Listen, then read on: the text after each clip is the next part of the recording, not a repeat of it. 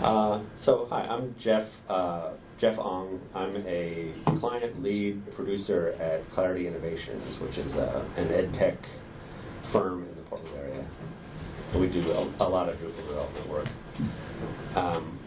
And this is Simone. I'm Simone, yeah, and I'm a software engineer at Clarity as well. Yeah. So all of our client work is with primarily in the K-12 education space, a tiny bit of higher ed, but really we focus on K-12 stuff. We have half of our company is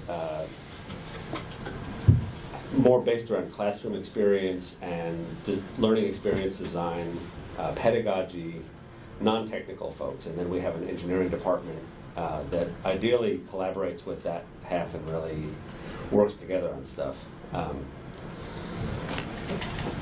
Here's our shout out to our sponsors. Shout out to our sponsors.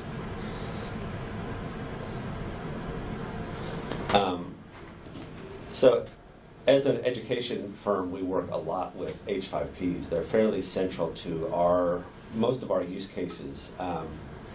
H5Ps, I don't know if they exactly predate Drupal, but they exist very independently of Drupal. It's a form that you can use in WordPress, you can use it in learning management systems, and an H5P is sort of a little interactive nugget. It's an embeddable thing on a page, and it presents some unique form of engagement for a user, whether it's a little multiple choice question or a drag the thing onto the other thing question. There's a few examples here at the bottom. Just very basic, tiny little interactive chunks that you can use to break up a big page of textual content. One of the really appealing things about H5Ps is that you do not have to be an engineer to build one. So we have our learning experience designers who are technically capable people, but they're not in an engineering role, and they can build these quite sophisticated interactions using the user interface. We work a lot with learning management systems. Learning management systems are a way of delivering trainings to a user base, essentially.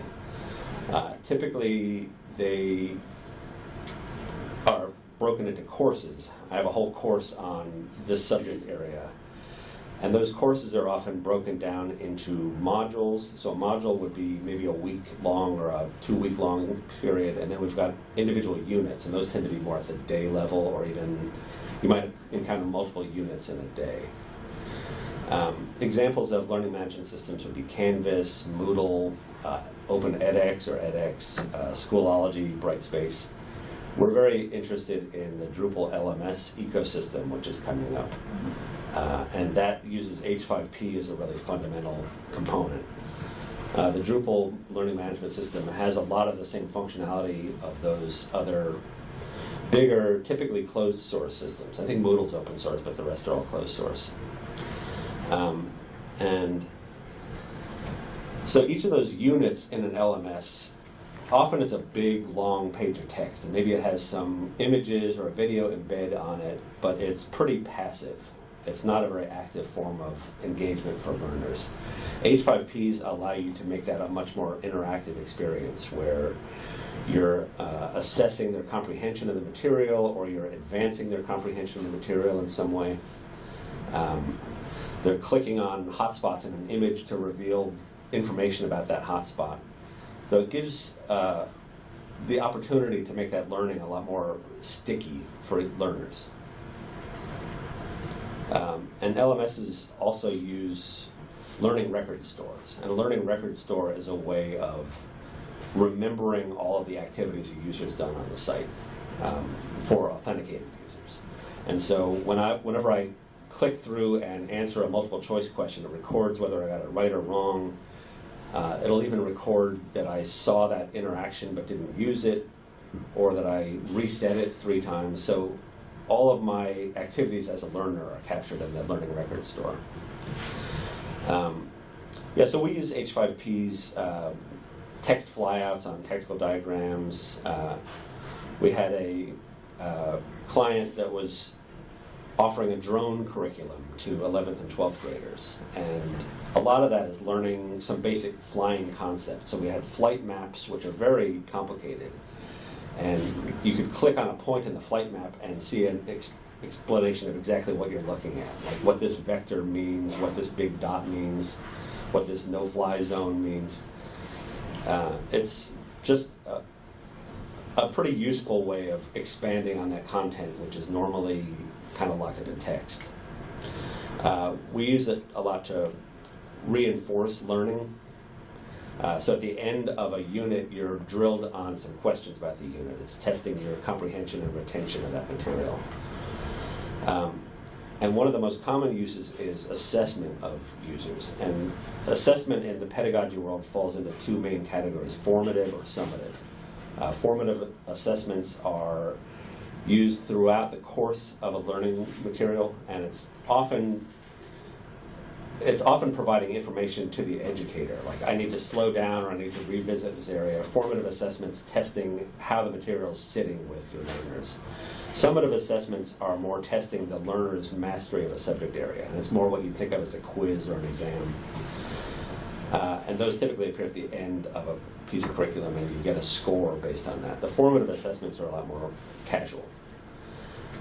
So yeah, it's essentially a way to engage learners in much more interesting ways.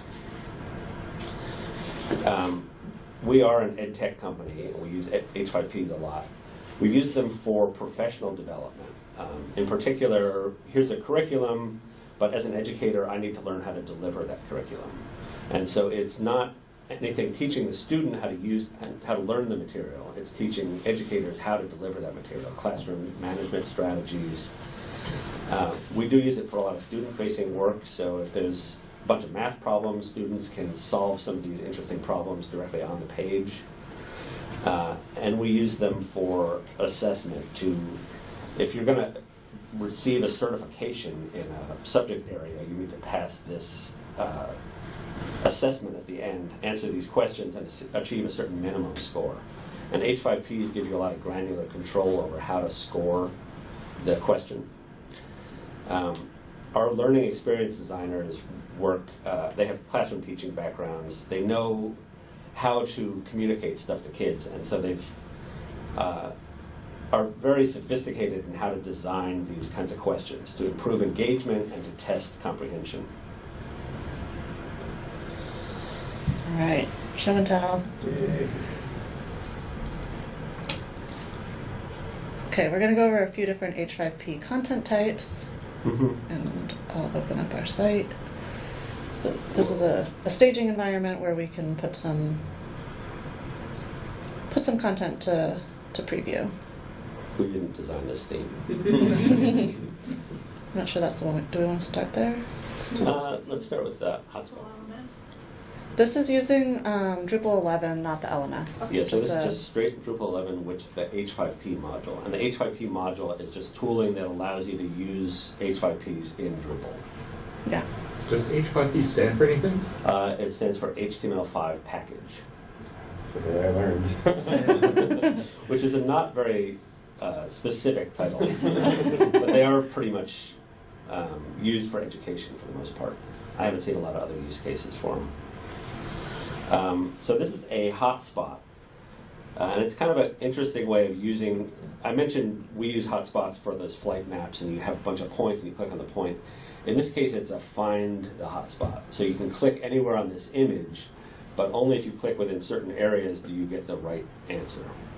So 5, So 6. this is a number line, and there's a little math problem here which I can't read. It's 1/3 plus 1/6, and then I clicked 5, 6, which it says, try again, find a common denominator first. So that's something the authors set. And all of these correct and wrong answers are set within the H5P. And so you click the right answer, you get a little star, and that would go into your learning record store and record that you answered that question correctly, whether that's used for anything or not. This is a more sophisticated drag and drop type H5P, and we are testing division skills here. This is, I think, aimed at 4th or 5th graders. And it's asking us to divide this group of objects into even sets. And again, this is built by someone without a programming background, and they're really just using the UI to develop this functionality. I'm not going to drag all of them. And it shows down at the bottom, because I only dragged 12 of them, I only get 12 out of 30. I didn't finish the activity. My score is incomplete. Right. I could retry it. And Start again, it. when you're developing these kinds of things, you can set criteria like you have to score at least 80% correct, or you have to get 30 out of 36 correct. You can even set different benchmarks where you get a particular grade for 80 to 90, you get another grade for 70 to 80, etc. This one is something we used internally at our all hands this last year. So we were doing a lot of work on AI and our internal AI process. And this is something called a decision tree. And it's a lot more text heavy, and we won't spend a ton of time on all the text. But it lets you design information or like content, and it'll tailor it to depending on what people click. So I'm going to click to begin, and then I'm not sure if I'm going to use AI just internally. It's okay if I'm unsure. Let's see what happens next. Because I'm unsure, it's going to give me more options here. Something else. It's something else. Is the input 100% human generated? How much experience is needed? So because I'm clicking these, I'm winding my way through the decision tree. Mm-hmm. And it's okay, but maybe I should read. Proceed! So I'm going to show really quick what this looks like from the editor, because I think it's great that this was not built by an engineer, I don't think. This is all possible. That decision tree is easy to build out from the UI for someone who's not necessarily technical, which is great because otherwise it might take quite a while to build this out from just a code perspective. But here, someone could build it out and you can visualize it. And I don't know which one I wove through, but depending on where I go, I'm going to see different outcomes. This is an H5P type called branching scenario, but it's really choose your own adventure, where you're making a decision and getting a different response based on that decision. And those paths can reconverge, just like with a find your own adventure. Since we're in here, I'll just do a little demo of what the editor in general looks like. It's called the H5P Hub, and from here, editors or whomever you give permissions to can download particular types of H5P packages. So we have branching scenario downloaded, find multiple hotspots, drag and drop, and depending on the permissions of the user, you can set this. If you don't want editors downloading things, I believe you can keep that from happening. But site managers, you might want to let them decide what kind of H5Ps they download. So you could download new ones, and then also, without having to update the module, I can update them. So I could go here and click update if I wanted to update this particular activity type. And H5P is an open source project, so the team at H5P is contributing and updating things, and also users are contributing back. So there are updates regularly, more regularly than there are going to be Drupal module updates. And you can still get the latest without having to do a whole deployment on your Drupal site. So this H5P Hub is a repository of over 100 different kinds of H5Ps that give you different interaction models. So I didn't, oh wait, I don't want to overwrite this. I'm going to go to content, and I'm going to add a new one. I'm going to do the interactive, which is just one where we've added the H5P field. And it's hard to type. I'm gonna talk at the same time. Yeah, I'm gonna do the fill in the blanks, and I'm gonna type some more, and I'm gonna just do their demo here, which is also is the capital of Norway, and I surround the words that I want someone to fill in with asterisks. So I could have a long paragraph and just surround some keywords with these. In this case, I'm just going to do that one sentence. I want someone to get 100% on this, and I'm going to go ahead and save it. And now, also is the capital of, and I could type it in there. So this is a pretty simple H5P content type, but the editor is the same for a lot of them. It's pretty generic that you will set the level that someone needs to complete it at, and there's pretty clear instructions on how to set these up. And some of them are pretty complicated, course presentations are, and interactive videos where you could have a whole video and pause it at different points to do a comprehension check. Has someone been paying attention? Have they been listening at double speed and not gotten anything, which I'm very guilty of. So you're going to give us one of those. Yeah. Yes. We're going to really quickly take pause notes. this, record it, send it back to you, see how well you were listening. Okay. Is there anything else from the editor that we No, I want to think take a look that's at? good for now. So yeah, there are over 100 different basic types of H5P. They fall into text-based questions, the fill in the blanks that we just did, multiple choice, true or false. Here's a list of paragraphs, sort them in the right order.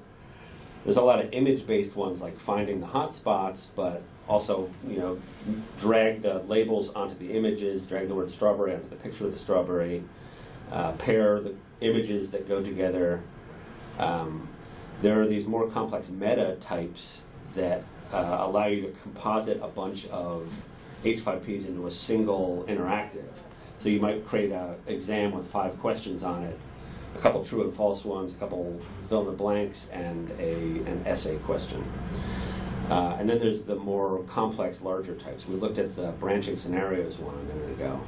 You can also do a slide presentation. We probably should have done that as our presentation. Should have done H5P. Opportunity missed. Interactive video. There's game maps, which is kind of cool, where you can actually draw a map and you can set advancement rules for how you get to the next node on the map, so you're plotting a journey on an actual drawing of a map. There's a new one that's still in beta called AR Scavenger Hunt, and it uses augmented reality devices. You can place 3D models in an actual physical space at certain coordinates, and students can blunder around the room with their goggles on trying to find the hidden objects. So there's a lot of diversity in the types of H5P content.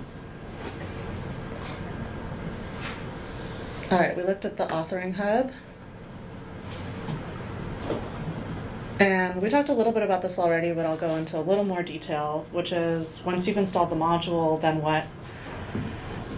It's by and large a field. So the main way to use it would be to just put the field on a node. You could put it on a taxonomy type, you could put it on any number of different kinds of entities. And then for any time someone wants to display that node, like the one we just demoed, it's an H5P node, and it'll be on the page. There are some more creative ways to use this, and we've done a couple of them, which is you could have the H5P field be on a paragraph type, or a media entity, and then a node with multiple media, like a multi-field for that media.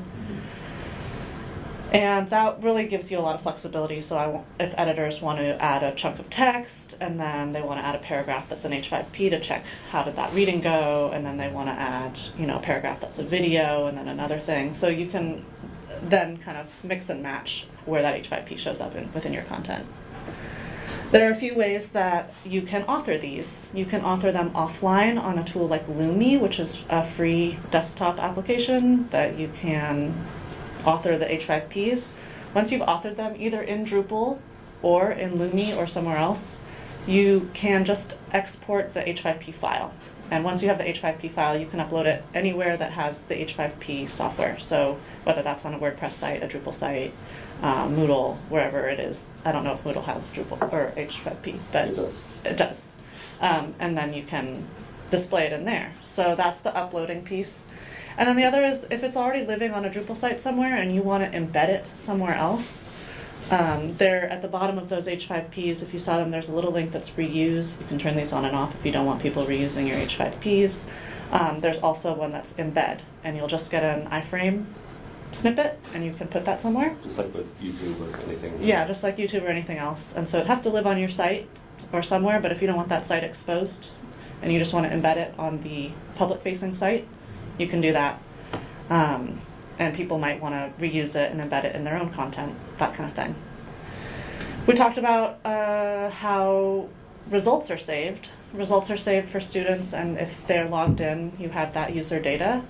And you might want to create a view that's keeping track of these things. So it's not necessarily built into H5P, but it's not too hard to create a view that's going to put together all your results and show how your students are doing or how the professional development is going. The other shout out I want to give, because Drupal does focus on accessibility, and that's been a big push for the community, is that H5P also has that commitment, and it's open source, so it's imperfect. And some of these content types don't necessarily work in all accessible formats. It's going to be hard to make a hotspot image make sense for a screen reader where you're, how far over is each button. But some of it, so you have to, use context to know how and when these are appropriate.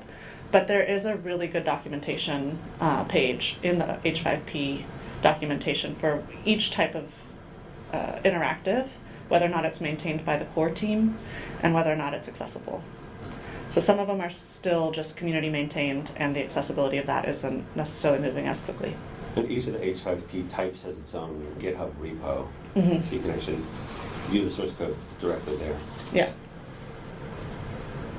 And contribute if you see an accessibility issue alive and well.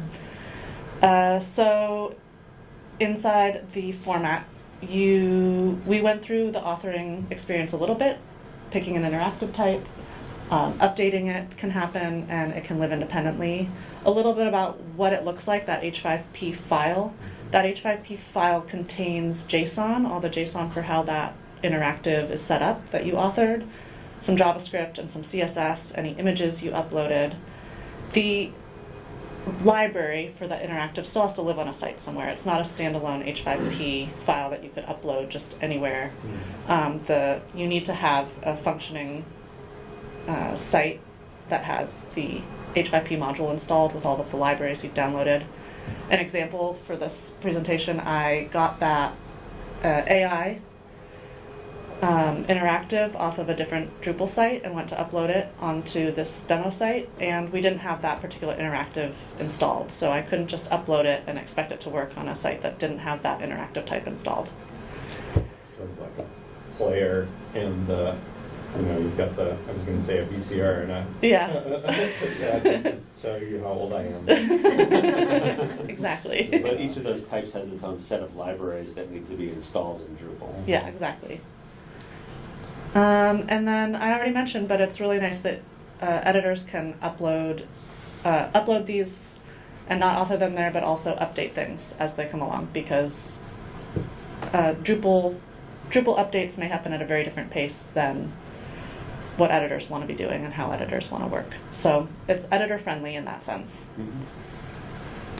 And then let's check our time. We're at 10:37, so we've got a little more time to go into some other things. Both Jeff and I are maintainers, and Clarity, the company we work for, is committed to helping maintain H5P at The the Drupal moment. H5P. The Drupal H5P module. And Greg here took part in the move we made recently to get this to beta. It had been on production sites in alpha for quite a while. We've been using it, and many other sites had been. But to get it to beta was a needed move and a needed push, and get it supported in Drupal 11, because we need to start putting out Drupal 11 sites. There were thousands of installed users running this alpha version in production. And Yeah. It was pretty brittle. There were a lot of failure points. The Drupal 7 was pretty stable and had a lot of feature support, and so that's the one we had been using for years, and once you got into Drupal 9 and 10, things were just not working as smoothly. So it was quite a process, and Jeff and I weren't the primary people doing some of the code work, But we have a little screenshot here of what our team and the community helped accomplish in a pretty short amount of time. The first step was to triage all of the issues in the issue queue, of which there were hundreds, and We did use the API endpoint to pull down all the issues. which is Exactly, yeah. handy. To get all of those, and I'm not sure that was the smoothest part of the process either, but just to get a spreadsheet of like, what do we want to do in here? Do we want to even comment on these? Do they need to be fixed? Can they be closed? And then, Is it a blocker? is it a blocker? You know, does this need to happen for beta? And this is the list that came out of it, and the other maintainer, who's pretty active, Catch, helped push things through, and it was really key to have at least a couple of us on the team that had maintainer status to be able to take those things that got to RTBC and merge them into the project. And it's not done yet. There's a beta 2. We did release beta 1, and there's some of the issues we were like, it's not a blocker for beta 1, but we want to keep working, so it's now in a meta issue for beta 2. And so if you end up using we're looking for people to be using the module and seeing how it's working. So if you end up installing it and you notice bugs, there's an active group keeping track of that right now. So hopefully it'll move faster than sometimes. And of course, beta is the new RC and alpha is the new beta. So. Yeah. And then I don't know, how are we doing on time? Do we end at 11? Yeah, we ended 11. Great. Do you want to talk a little bit about extending? Yeah, there are a lot of ways that H5P can be extended. One use case, we're using H5P in a client site, and they do not have any authenticated users. It's anonymous traffic only. But they want these H5Ps embedded throughout the content to make it more engaging and richer. And they did not really have a solid way of measuring whether these H5Ps were being used, what the kinds of engagement were. Since we're not using the learning records store within Drupal, we didn't really have access to any of that reporting. The way that H5P communicates with external stuff is by emanating these XAPI statements in JavaScript. And things like a learning records store or something like Moodle would register a listener, an external dispatcher, to listen to the XAPI statements that are being emitted by these H5Ps. And it emits one when it gets rendered on a page, when a user can see it. It emits one every time a user interacts with it, and it says whether it's a drag or a click or a type. And then it emits XAPI statements when the user hits score this, or I'm done. And that one contains their score. And so we wrote some fairly simple JavaScript to just intercept those XAPI statements as they get emitted by an H5P, inject them into the Google Tag Manager data layer, and then push that up to GTM and then to GA4. And so within GA4, we can set up some custom event reporting that shows exactly which H5Ps users were engaging with, what the engagement rate was. 3% of users who saw this H5P clicked on it, and of those, it's like a sales funnel. 30% of those users actually completed it and clicked submit. What was happening with the XAPI statements before? Nothing? Were they just kind of shouting into the void? Yeah, I think because Drupal has all that data store tooling, they were getting sort of captured, but just as anonymous users, so everything was user 0, and it's just sort of going into a big database table in Drupal. When you install the H5P module, it instantiates a bunch of database tables to capture user interactions. But we wanted them in a more reportable, user-friendly format. But I suspect there are a lot of really clever ways you could use those XAPI statements outside of the context of a learning management system. And that's, the XAPI is not an H5P or a Drupal thing, right? It's an H5P thing. But I mean, it's broader than I think it's actually defined by the H5P vendor files. It's like a pub sub model, so it is the publisher, and then you can define subscribers to that to those statements. I imagine you could do multiple subscribers as well. You're not limited to just one. And that's all to support that LMS kind of goal of Right. Of what user did what and what was their score. Okay. So are you collecting that data now then with this module, or where does it go?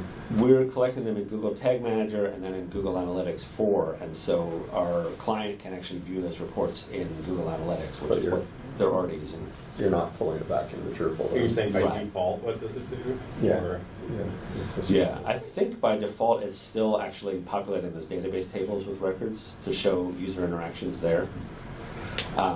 The part that we're concerned with and that our client is looking at is just Google Analytics at this point. And it's a solve for anonymous users, but otherwise, like the assumption is that you're tracking it and you're supposed to actually Right. user record. Yeah, and like Simone mentioned, you can do a very simple view of accept the user as a contextual argument and or as an exposed filter or whatever, and show their aggregated scores on all these H5Ps. It's very easy to just expose all that reporting with views if you have authenticated users. So what kind of what entity, like where's it stored? How would you find It's that data? storing them in database tables that have use handlers, but I don't think they're really entitized per se. Yeah, there must be a plugin, right, of some Mhm. kind, but yeah, Yeah. there's just, I think, one table that tracks the user and the H5P interactive, Yeah. the score for that, on and on and on. It's fairly simple as a table itself, but like they were saying, if you're not authenticated, you don't have the user ID information, Right. so it kind of isn't that helpful in that scenario. So there wouldn't be a unique user who visited at 9/12 on October 2nd has had this results for each question, and you would be able to have each individual unique response. I You mean- can see like correlations and so on. I don't think it would be that challenging to extend the module to capture some sort of session ID, even if you don't have authenticated users. Yeah. So you could do a little more grouping and batching of those reports to show that the user who had this session clicked on these 9 different H5Ps. But it's Yeah. not set up like that. It's not. Okay. No, it's really focused on logged in users in terms of what's supported within the module. Okay. Yeah. We're planning to spend a lot more time digging into Drupal LMS. There's some sordid backstory there where there's a ecosystem that's been around forever, Opinio, an LMS built within Drupal that is ostensibly an open source tool. The company that maintains it, it's a very top-down governance model for open source. So there's not a lot of user contributions making it into the code base. They don't keep the code in a public repo, so you can't actually look at development releases. It's all in their private Bitbucket. And so there was a lot of discontent in the Drupal community about their practices for handling updates, and they were pushing out Drupal 10 compatibility updates only to paying users for a while. And so initially they forked the code base into, since it is open source, they forked it into its own project, Drupal LMS. And now they have replaced all of the Opinio functionality with custom LMS functionality. Who's the they? The maintainers for Drupal Okay, LMS. so not the Opinio company. Right. This is, Community. yeah, they are not friendly collaborators on this Gotcha. project. But it does resolve a lot of the issues that plagued Opinio, in particular modularity. The Opinio ecosystem was install everything. You have to install Drupal Commerce to just get it to work, even if you're doing everything completely free. So you have to install the private messaging module even if you don't want to use private messaging. And so the Drupal LMS project is taking a much more Drupal approach to this, where it's trying to really limit those circular dependencies. How long has that been going on? It's pretty recent. It started a few months ago, I think maybe 6 or 8 months ago. But it seems to be picking up speed. I'm sort of excited about how we might be able to use it as a company, because we have so much technical capability in Drupal, and whenever we work with another LMS, it's challenging to sort of port that expertise into a new ecosystem. So having an LMS that's written in Drupal is a huge advantage to us.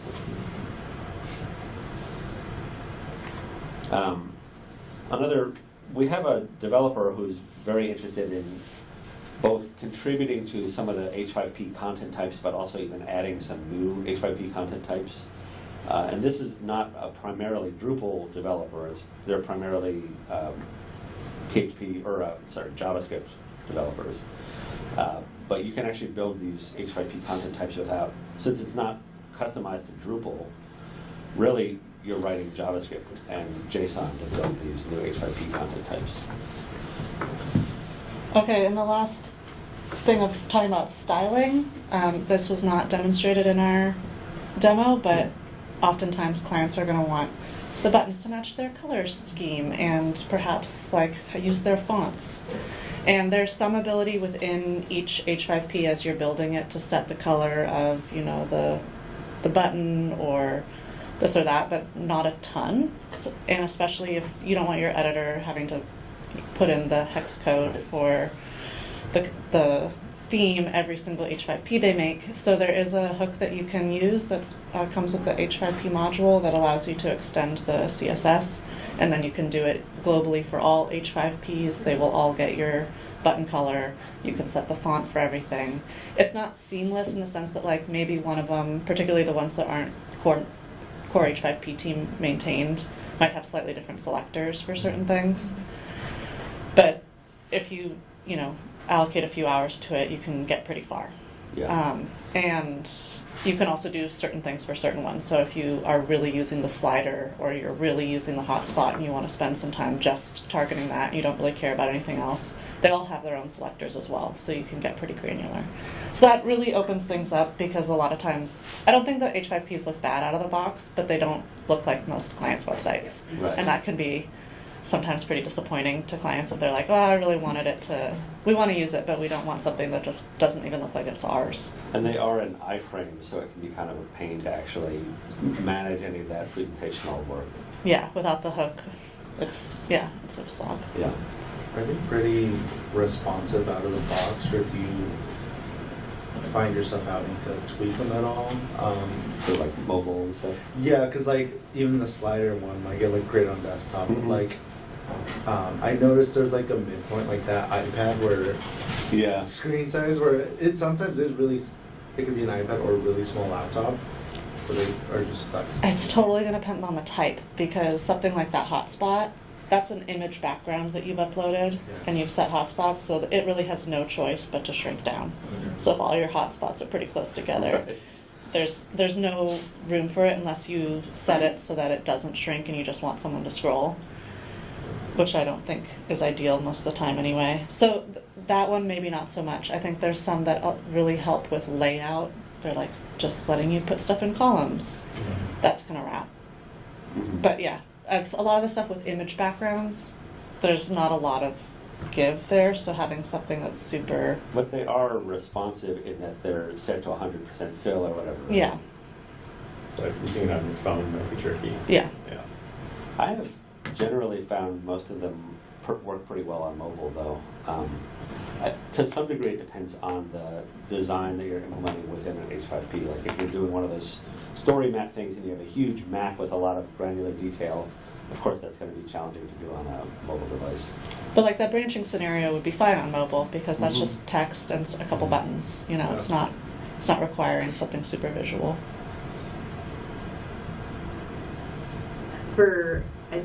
Completely outside of the education space, we end up doing a lot of things that are quiz-like or something like this, where we typically would use something like web forms. I'm trying to like translate, like the submission data is what we're talking Right. about instead of the LRS and stuff. Like how available is it? How, like, I guess you said you can expose it with a view. Yeah. Well, yeah, we definitely created reports, and I think there have been some times where, I think you mentioned like a certificate gets issued at the end, but someone has to have completed all of Mhm. the modules and scored X amount on each thing. So user by user, it's tracking that over time. You know, it doesn't go away Yeah. right away. It's definitely more accessible than web form data, which tends to be a giant serialized data blob in the Well, database. Although easy to download and use Sure. your submission, like it's easy. Right. Yeah. But you can, it's more programmatically accessible if you wanted to act on those data, I would say. Are you talking about the actual values they filled out are Yeah. important to record? Yeah, or if you That's- want to do handlers with that data, like they do this and I send the Mhm. results, right? I'm, it's been a minute, but I believe the stuff like, okay, fill out this paragraph, that does get saved per user too. So if a student or whomever is like typing out, their response, that's also still associated with them. Is that what you're talking about? Yeah, no, I'm just trying to figure out like where it when this versus that. Yeah, and, totally. And I not think know this existed before. If you did something like Drupal LMS, there's a lot more administrative tooling around viewing a user's scores. Mhm. That's when the learning records store stuff comes in really handy, is providing educator tools to evaluate student responses. Yeah. And I'd say it's definitely tilted more towards the score than the value. Like I think Simone said, there are cases where it does record that, but that's not the primary goal of it, the same way like a web form is. It's like a win-loss situation. Yeah.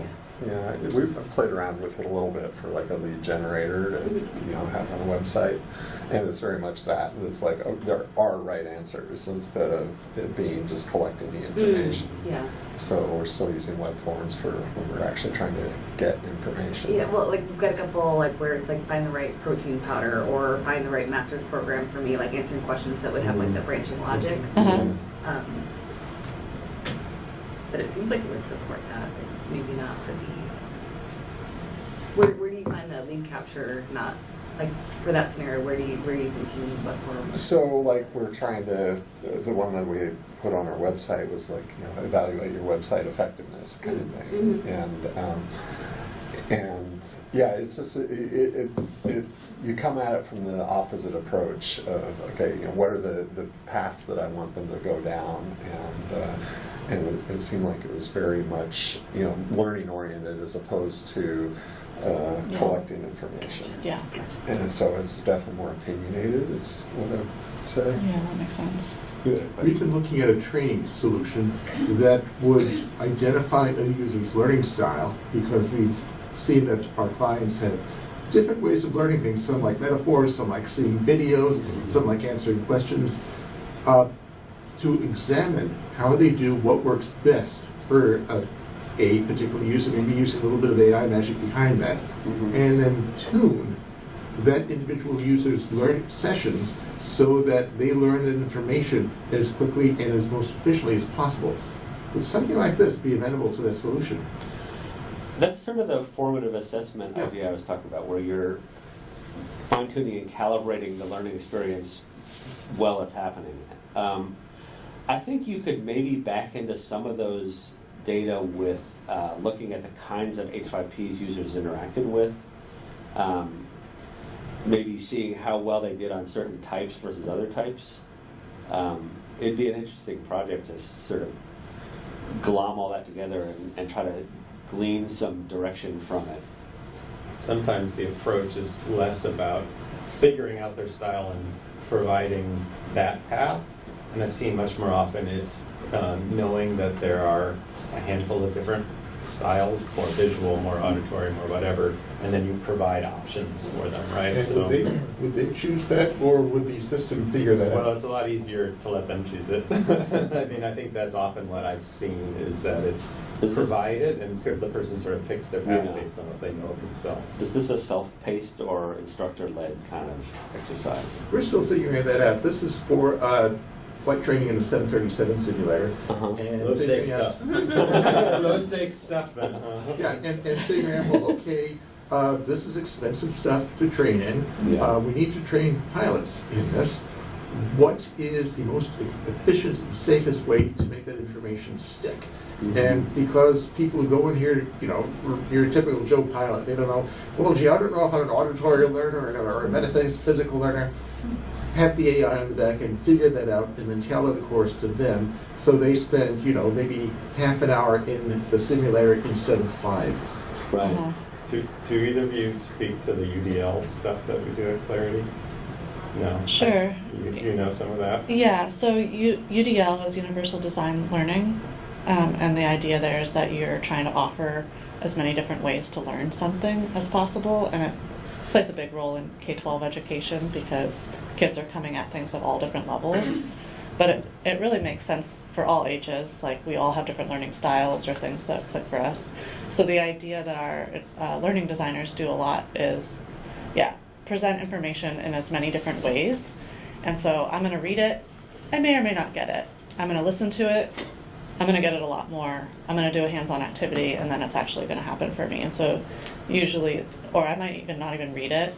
Like, I might not even read the textbook because I just know it's not going to stick that way. But I can listen to the lecture.